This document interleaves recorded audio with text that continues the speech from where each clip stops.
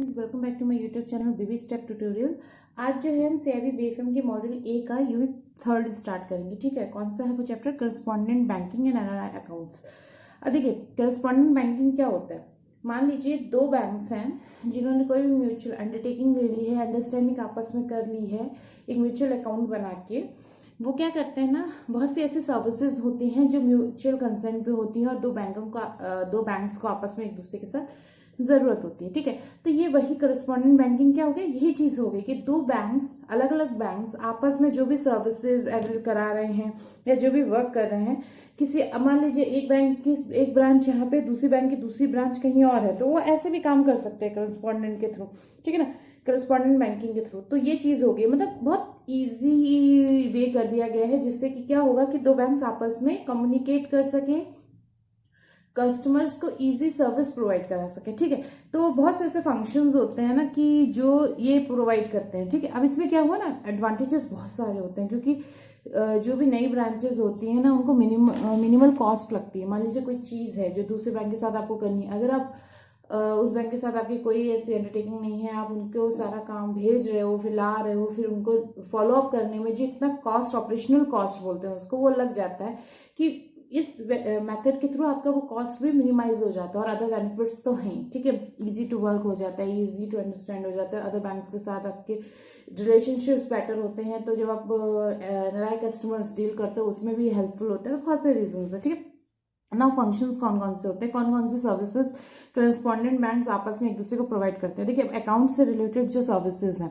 पहला क्या होता है, क्लियरिंग हाउस फंक्शन। ठीक है, क्लियरिंग हाउस फंक्शन क्या हो गया, जैसे देखिए वही चीज़ है, एग्जाम्पल आप एक तरीके से इसमें उसको भी ले सकते हो करस्पॉन्डेंट बैंकिंग समझने में भी, कि दो बैंक्स हैं, अलग अलग बैंक्स हैं। जैसे मान लीजिए आपका एक बैंक है और दूसरे सामने कोई बैंक है, आपके पास उनके चेक्स आएंगे, हमारे चेक्स उनके पास जाएंगे। अब देखिए, उनके पास हमारा कोई डेटा तो होता नहीं है, तो वो क्या करते हैं, वो क्लियरिंग में लगाते हैं, उनके वो बैक ऑफिस में जाते हैं, फिर वो हमसे टाइप करके पूरा करके हैंडल करते हैं ना, इनवर्ड रिसीविंग में कलेक्शन करके एक अकाउंट बन जाता है जिसमें वो कलेक्शन करते हैं। और वो वहाँ पे सबके ऐसे म्यूचुअल अकाउंट होते हैं, सब स्कैनिंग इमेजेस जा रही होती हैं, तो बहुत इजी वे में हो गया ना, आपको ना फॉलो अप करना पड़ा ना कुछ, सारे सबके अपने अपने सर्वर्स हैं, सबने अपने अपने स्कैनिंग अपने अपने बैंक की चेक की, जो ठीक है अप्रोप्रिएट है वो पैसा करके आपको भेज दिया। तो ये बहुत ईजी हो जाता है क्लियरिंग में। ठीक है ना, तो वो चीज़ हो गई। ठीक है, clearing house function provide service easy हो जाती है। नेक्स्ट है कलेक्शन। अब कलेक्शन क्या हुआ, जिससे आपके इंपोर्ट एक्सपोर्ट बिल्स हैं, ठीक है, दूसरे बैंक से बने हैं, आपने कहीं और जाके किसी बैंक में सबमिट किए, या किसी अदर बैंक, जैसे नेगोशिएशन बैंक अलग है, एडवाइजिंग बैंक अलग है, करस्पॉन्डेंट में जो भी जैसे भी रहा, मतलब एग्जाम्पल दे रही हूँ, अभी उस MLCs पर नहीं जाएंगे फॉर 4th चैप्टर। तो उस टाइप से मतलब कलेक्शंस करता है, एक्सपोर्ट इम्पोर्ट बिल्स वगैरह का, जो भी आपके बिल्स होते हैं, जो भी आपके नेगोशिएशन इंस्ट्रूमेंट्स होते हैं, ये सब उनके भी कलेक्शन करते हैं। ठीक है, पेमेंट कर सकते हैं, इंटर बैंक पेमेंट आप कर सकते हो। ठीक है ना, फॉरेक्स की डील्स जितनी हो रही हैं, आपका इम्पोर्ट्स और गुड्स और सर्विसेज, मतलब इम्पोर्ट्स वगैरह वाले में हो सकती है। सेम बैंक से ही आप पेमेंट ले सकते हो अगर आप चेक के थ्रू ले रहे हो, राइट। बाकी अगर आपको पेमेंट्स चाहिए हैं तो आप इसके थ्रू ही करोगे। जो पैसा दूसरे बैंक से आपके बैंक अकाउंट में ट्रांसफर होना था, वो क्लियरिंग के थ्रू हो जाता है। ठीक है, तो ये पेमेंट्स रिलेटेड जो हुआ ना, जैसे आप किस में कर रहे हो, जो आपने फॉरेक्स डीलिंग्स की हैं उसके जो आपके बिल्स आए हैं उससे रिलेटेड पेमेंट्स है। ठीक है, ओवरड्राफ्ट और लोन की फैसिलिटी भी आपको मिल जाती है इसमें। इन्वेस्टमेंट सर्विसेज क्या होता है, अब ओवरड्राफ्ट एंड लोन कैसे होना, आप समझ रहे हो ना। जैसे आप कभी कभी लोन, आप जैसे आपने किसी प्राइवेट सेक्टर बैंक से लिया, या मान लीजिए पब्लिक सेक्टर बैंक से लिया, आप उसको स्विच ओवर कर रहे हो प्राइवेट बैंक्स में। ठीक है, ये हो गया एक। और भी बहुत सारे होते हैं कि मतलब वहाँ से करा था, वहाँ पे ले लिया, आपने कर लिया, और इधर से आपका दूसरे बैंक में अकाउंट है, मान लीजिए आपने मतलब अकाउंट खुलवाते हैं वहाँ पे, लेकिन आपके दूसरे बैंक में अकाउंट है जहाँ पे पैसा है, तो आप उनको वो अकाउंट का रेफरेंस भी देते हो। तो बहुत से रहते हैं। ठीक है, इन्वेस्टमेंट सर्विसेज कौन से होते हैं, जैसे आपके जो अकाउंट्स हैं उनमें जो भी मिनिमम बैलेंस है वो रखना, और आपका फिर वो पैसा कहीं इन्वेस्ट कर देना ओवरनाइट के लिए। जैसे इन्वेस्टमेंट्स के ऑप्शंस होते हैं खूब सारे, ये इतना इंपॉर्टेंट नहीं, इतना गौर नहीं करेंगे। अदर सर्विसेज क्रेडिट वगैरह होती हैं, चलिए भी इतना नहीं, मतलब एक बार देख लेते हैं क्या क्या होते हैं। करेक्शन हो गया, लेटर ऑफ क्रेडिट एडवाइजिंग हो गया, LC कन्फर्मेशन हो गया, बैंकर एक्सेप्टेंस हो गया, इश्योरेंस ऑफ गारंटीज हो गई। ठीक है ना, फॉरेन एक्सचेंज सर्विसेज इंक्लूड, मतलब बहुत सारी फैसिलिटीज हैं जो ये प्रोवाइड करते हैं। इतना आएगा नहीं, वो तो मैंने ऊपर के 2-3 एग्जाम्पल्स क्लियर करने के लिए इतना क्लैरिफाई करते हैं, मैंने इतना ये सब डिटेल में नहीं आता, बट करस्पॉन्डिंग बैंकिंग क्या होती है आपको पता होना चाहिए। ठीक है, अब क्या हुआ, बैंक अकाउंट्स देखिए कौन कौन से होते हैं फॉरेक्स केस में बात करें अगर, तो आपका एक नॉस्ट्रो अकाउंट हो गया, ये हम पहले देख भी चुके थे लेकिन फिर भी हम यहाँ पे दोबारा देख रहे हैं। नॉस्ट्रो अकाउंट हो गया, इसमें क्या होता है, one hour account with you, ठीक है ना, ये हमने बात की थी ना जब हमने फर्स्ट चैप्टर पढ़ा था, तब हमने नॉस्ट्रो वेस्ट्रो अकाउंट्स देखे थे, बहुत इंपॉर्टेंट है, ठीक है।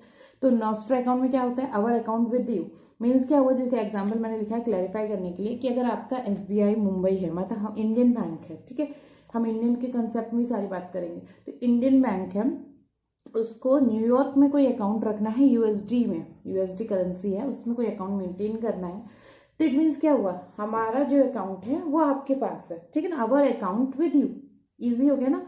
वॉस्ट्रो, वॉस्ट्रो में क्या हुआ, your account with us means क्या हो गया, न्यूयॉर्क, अमेरिका, ऑस्ट्रेलिया, लंदन, कोई भी है, अगर उनको इंडियन करेंसी में कोई अकाउंट मेंटेन करना है हमारे साथ, हमारी कंट्री में, तो वो अकाउंट वॉस्ट्रो अकाउंट कहलाता है, ठीक है। तो नॉस्ट्रो वॉस्ट्रो में डिफरेंस क्लियर हो गया ना, your account with us, our account with you, ठीक है, ऐसे करके। लॉरो अकाउंट क्या होते हैं, अब देखिए लॉरो अकाउंट क्या होता है कि ये क्या होता है, his account with them means क्या हुआ कि जब कोई तीसरा बैंक यानी दो बैंक्स की बात कर रहा है तो वो हमारा लॉरो अकाउंट होता है। एग्जाम्पल क्या है कि सिटी बैंक है, एक रुपी अकाउंट है अमेरिकन एक्सप्रेस बैंक का, किसके साथ, SBI मुंबई के साथ, और रेफर कौन कर रहा है, सिटी बैंक रेफर कर रहा है, कि मतलब वो क्या बात कर रहा है, वो ऐसे बोल रहा है ना कि या वो कोई रेफरेंस ले रहा है या कोई चीज यूज कर रहा है कहीं पे कि अमेरिकन एक्सप्रेस बैंक का एक रुपी अकाउंट SBI मुंबई के साथ है और वो उस अकाउंट को रेफरेंस ले रहा है उस अकाउंट का, तो वो हमें थर्ड पार्टी बात कर रही है ना, तो his account with them loro account होता है, ठीक है। एक मिरर अकाउंट भी होता है, मिरर अकाउंट में क्या होता है, जैसे ये देखिए, while a bank maintain nostro account with a foreign bank it has to keep an account of same in its books, right. Means क्या हुआ कि मान लीजिए किसी बैंक ने एक नॉस्ट्रो अकाउंट खोला अदर कंट्री में जाके, अब वो जो अकाउंट है वो किस करेंसी में, फॉरेन करेंसी में है, वहां पे मेंटेन हो रही, लेकिन आपको उसकी बुक तो मेंटेन करनी पड़ेगी ना, अपने फाइनेंशियल ईयर एंड होने के बाद आपको उस अकाउंट के भी बैलेंस शीट जो है पूरा जो भी है सब शो करना पड़ेगा ना। तो वो क्या होता है ना, उसमें क्या करते हैं, बैंक एक सेम अकाउंट अपने यहाँ भी डोमेस्टिक करेंसी में करके रख लेता है, जो कि उस अकाउंट का शेडो होता है, मीन्स क्या होता है, मिरर इमेज है, उस अकाउंट में जो जो ट्रांजैक्शंस चल रही हैं वो हमारे में भी हो रहा है, लेकिन हम वो फॉरेन करेंसी में है, ठीक है, और जो हमारे यहाँ उसका मिरर अकाउंट हमने बनाया, जो शेडो अकाउंट है उसका, वो होम करेंसी में रहता है, ठीक है ना। ये डिफरेंस आपको पता होना चाहिए कि जो नॉस्ट्रो अकाउंट है वो फॉरेन करेंसी में आप खोल रहे हो, पर जो मिरर अकाउंट है वो आप हमेशा आपका होम करेंसी में रहता है, बट वो उसका शेडो है, मीन्स उसमें जो जो ट्रांजैक्शन हो रही है सेम ट्रांजैक्शन हम उसको कन्वर्ट कर लेते हैं सेम टाइम, सेम एकदम, मतलब विदाउट एनी डिफरेंस इन जो एक्सचेंज रेट है उसको लगाए बिना, कोई भी एक्सचेंज रेट में एक पैसे का भी ऊपर नीचे नहीं करते हैं, और उसको हम सेम उसमें कन्वर्ट करके मिरर अकाउंट में लिख लेते हैं, ठीक है। तो ये मिरर अकाउंट होता है। तो 4 अकाउंट आपने समझ लिए, nostro account, Vostro account, loro account and mirror account. Important है, बहुत ईजी है, वन लाइन कॉन्सेप्ट है, ये इसलिए भी जरूरी है ना, देखिए हो सकता एग्जाम में ऐसे डेफिनेशंस पूछते नहीं है, मे भी कभी कभी इजी अगर है पेपर, लेकिन ये आप जब आगे सब बैंकिंग से रिलेटेड कॉन्सेप्ट्स पढ़ोगे और आगे आपके, क्योंकि ये BFM फॉरेन बिजनेस से रिलेटेड है, तो बार बार नॉस्ट्रो वॉस्ट्रो टर्म्स का यूज आएगा, लोरो और मिरर अकाउंट इतना नहीं आता, ये बस है तो एक समझने की बात है, बाकी नॉस्ट्रो वॉस्ट्रो का बार बार आपको जिक्र आएगा, तो आपको ध्यान रखना है उस चीज़ का, ठीक है। अब देखिए, बहुत से ऐसे इलेक्ट्रॉनिक मोड ऑफ ट्रांसमिशन बनाए गए, पेमेंट गेटवेज बनाए गए इंडिया से लेके यहाँ तक के, तो हम उन सबके थोड़े बहुत गेटवेज देख लेते हैं कि अलग अलग कंट्रीज में कौन कौन से गेटवेज चल रहे हैं, कौन कौन से गेटवेज होते हैं, ठीक है। तो एक हमारा होता है फर्स्ट शिफ्ट। शिफ्ट का फुल फॉर्म क्या है, society for world wide inter bank financial telecommunication, ठीक है, शिफ्ट का फुल फॉर्म है ये। अब देखिए ये क्या होता है, ये 209 कंट्रीज में अभी वैलिड है, और शिफ्ट को जो होता है ना BIC, देखो बैंक आइडेंटिफायर कोड होता है, ठीक है। ये क्या करता है ना, एक authentication message between banks where banks are required to have authentication key changed between themselves, ठीक है। मींस क्या है, ये की दोनों बैंक, जैसे दो बैंक आपस में कम्युनिकेशन कर रहे हैं तो उनको दो बैंक्स को अलग अलग उनकी कीज होती हैं, वो प्रोवाइडेड होती हैं, जब ये लोग आपस में कम्युनिकेट करते हैं तो उस कीवर्ड के थ्रू अपनी ट्रांजैक्शन को ऑथराइज भी करते हैं, ठीक है। और 209 कंट्रीज में ये फैला हुआ है, 8300 मेंबर्स हैं इसके, ठीक है। शिफ्ट क्या होता है, फुल फॉर्म क्या होती है, ये हमें देखना है, इतना डिटेल में नहीं आएगा क्योंकि ये इंडियन उसमें है नहीं और इतना ज़्यादा वो है नहीं, ठीक है। शिफ्ट बस आपको पता होना चाहिए कि है क्या, ठीक है। अब हम देखते हैं चिप्स क्या है। देखिए 48 मेंबर्स आते हैं। इसका फुल फॉर्म क्या है चिप्स का? Clearing house interbank payment system. ठीक है, clearing house interbank payment system USA का है, 1970 में आया था। ठीक है, जो पेपर चेक्स होते थे उनको सब्सटीट्यूट करने के लिए था ये। अब इतना कोई ज़्यादा इंपॉर्टेंट नहीं है, बस इतना ही करेंगे। केवल न्यूयॉर्क में वर्क करता है तो ठीक है, इतना का हाँ हमारे काम आना है। अब हमारा है फेडवायर। फेडवायर क्या है? 8000 पार्टिसिपेंट्स हैं। ठीक है, 8000 लोग फेडवायर को यूज़ करते हैं। ये फेडरल रिजर्व बैंक ने ऑपरेट किया है 1980 में, और यूएस बैंक अपने जितने भी अकाउंट होते हैं वो फेडरल रिजर्व बैंक के साथ मेंटेन करता है। उनको एक नंबर अलॉटेड होता है और उसी के थ्रू वो सेंडर्स और रिसीवर्स पेमेंट लेते हैं। ठीक है, फेडवायर में। अब हमारा क्या है? चैप्स है। चैप्स का क्या है? Clearing house automated payment system. ठीक है, चैप्स की फुल फॉर्म सारी देख लेना जो मैं एक बार रिपीट कर रही हूँ। ठीक है, उसके बाद ये कहाँ पे? लंदन में वर्किंग है चैप्स। ठीक है, टारगेट। देखिए मैं ये आपको इसलिए बता रही हूँ ना, लास्ट टाइम कहीं पे, लास्ट टाइम नहीं, लास्ट मतलब प्रीवियस मैंने कोई पेपर्स देखे हैं कहीं पे जैसे नेट पे क्वेश्चन सब डाल देते हैं। अब मुझे नहीं पता कि, क्योंकि आपको एग्जैक्ट पेपर तो कहीं मिलते नहीं, लोग क्वेश्चंस डाल देते हैं कि हाँ इस टाइम ये बार ये पूछा गया था। तब मैंने कहीं पे ये नाम देखे हैं, तो उसमें कोई डिटेलिंग नहीं थी, बस ये नाम कहीं थे कि ऐसा कुछ पूछा गया था। तभी मैंने एक बार कहा कि लिख लेते हैं, देखने में कुछ नहीं जा रहा है, सिंपल नेम है, फुल फॉर्म्स है, कोई ज़्यादा टफ नहीं है। ठीक है, टारगेट। टारगेट क्या है आपका? Trans European automated real time gross settlement express transfer system. ठीक है, ये यूरो में होता है। ठीक है, और ये बिल्कुल वैसे ही होता है जैसे आरटीजीएस होती है, और 15 नेशनल आरटीजीएस सिस्टम इसके साथ वर्किंग है, कंपेरिजन कर रहा है इसमें। ठीक है, अब आरटीजीएस प्लस ईबी है। ठीक है, ईबी क्या होता है?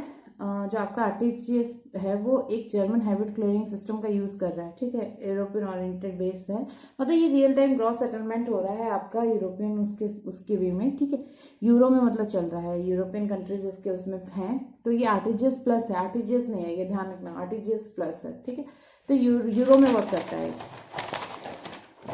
अब हमारा क्या आ गया? आरटीजीएस नेफ्ट इन इंडिया, ये हमारा है आरटीजीएस, वो आरटीजीएस प्लस था, ये ध्यान में रखना। ठीक है, आरटीजीएस आपको पता है रियल टाइम में हो जाता है। नेफ्ट जो है आपका बैचेस बन के जाते हैं, ये से हाफ एन आवर के रहते हैं वो बेंचेस। ठीक है, सॉरी बैचेस।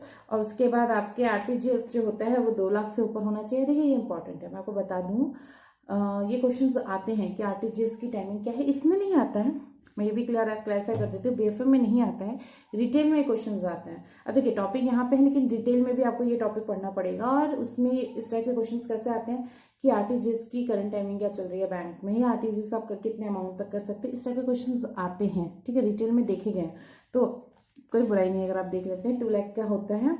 नेफ्ट क्या होता है? बैच प्रोसेस होता है, मैंने बता दिया, स्मॉल रेमिटेंसेस के लिए होता है। ठीक है, 2 लाख से नीचे के लिए होता है। अगर आपका 50,000 से नीचे है तो IMPS भी कर सकते हैं, इंटरमीडिएट मनी ट्रांसफर होता है, जिसमें इमीडिएट मनी ट्रांसफर होता है, जिसमें क्या होता है कि आप अदर बैंक को नेफ्ट ही कर रहे हो, पर 50,000 से नीचे अमाउंट है तो आप इमीडिएट वाला कर सकते हो, जैसे आरटीजीएस हो रहा है 50,000 से नीचे है अगर। ठीक है, ये वही है, थोड़ा सा फिर इन द ब्लैंक्स है। Vostro account means your account with us, mirror account is a shadow account of nostro account. Authentication of financial message in SWIFT is based on the exchange of RAM and BIC. ठीक है, CHAPS is the British equivalent of CHIPS in the USA. ठीक है, CHAPS है British में, CHIPS है USA में. The RTGS of Eurozone is called target. Net is used for funds in India. ठीक है, NEFT is use for fund transfer in India. अब देखिए एनआरआई बैंकिंग क्या हो गई, अब हम एनआरआई बैंकिंग देखेंगे। अभी तक हम करस्पॉन्डेंट बैंकिंग और उससे रिलेटेड टर्म्स देख रहे थे, अब हम एनआरआई बैंकिंग में आएंगे, जो इसका पार्ट बी है पोर्शन का। ठीक है, तो ये मैं आपको नेक्स्ट वीडियो पार्ट 2 जो प्रोवाइड करूंगी तो उसमें कराऊंगी, और फिर मैं केस स्टडी भी इसकी प्रोवाइड करवाऊंगी बाद में आपको, जो मेरे को समझ में आया, शायद लास्ट पेपर का है रेफरेंस मेरे पास, मूवी में भी मिल जाए। ठीक है, तो ये सब है। ठीक है, चलिए पार्ट 2 जब आएगा तो मैं उसमें आपको एनआरआई बैंकिंग कराऊंगी। ठीक है, thank you so much for watching this video, have a nice day.